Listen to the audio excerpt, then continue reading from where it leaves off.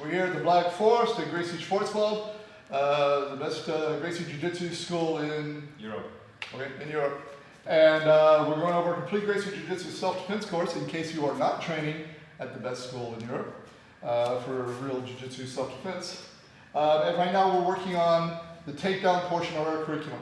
Again, if you're only practicing on the ground, the only way you're going to be effective in a real fight is if the other person either takes you down, knocks you down, or somehow you can really convince them, hey, would you mind sitting down and grappling with me?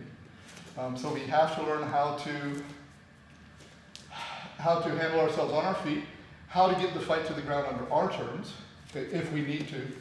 And also, every lesson you ever have in Jiu-Jitsu, I always say, is 2 lessons. So if I'm learning how to do takedowns, what am I also learning?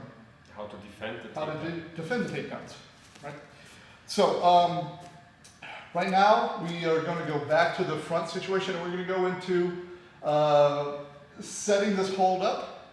And it's going to be, I said before in earlier clinch videos, I can clinch his head, I can clinch his body, I can clinch his legs, and I can clinch his arms. So this is going to be a clinch, an arm clinch, and we use this a lot here at Gracie Schwarzwald, and that's the Russian 2-on-1. So there's a number of ways I can set this up. First, for this first video, and a couple others, I'm going to show different ways to set it up. But it's going to be very simple. I'm just going to cross grip. It's almost like I'm doing an arm drag, but instead of same side grip and arm control high, I'm going to go cross grip low, and the other arm is going to come high. And now I'm going to pull and bring myself to him and go here. Now as soon as I do, I'm going to control high at the shoulder. This hand is a thumb grip. It can stay down or it can go up. If it stays down, it's very important that I do not let him get his hand towards this hip, because he's going to be able to kick his arm straight back and go to an underhook. So I want to keep it across me. Now for this takedown, it's a very simple takedown. I teach this for police. What I'm going to do is I want to take my hand and rotate his hand a little bit so his elbow is against my stomach. Okay. So this is one reason I don't like to hold right here. I want to catch some of his hand so this is stronger. I come here and I put his elbow against my stomach.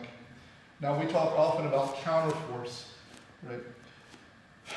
So almost everything I ever want to do, I want to use counter force, meaning one force going one direction, the other force coming the other direction. So if I want to spin him around, if I just push this shoulder, I only turn him a little bit. But if I push this shoulder and pull this shoulder, I get more reaction. So if I do an arm bar and I just pull the arm, the wrist, it works. But if I pull the wrist, elevate the hips, then I get a much better break. Now, if you really want to take it a further place, I pull at the wrist, I elevate the hips of the elbow, I push down on my legs at the shoulders, so we have more than one counter force going. Okay? But in this situation, we're going to use a counter force. So what I'm going to do is I'm going to drive my shoulder into his shoulder.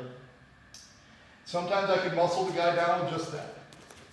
But what will really help is as I do this, the elbow's against my stomach, I'm going to pull his wrist up. Now as I do this, I'm going to circle. Let me start on this side. I'm going to circle, and if I have to, bring my knee to the ground. So from here, I'm going to come here. Okay.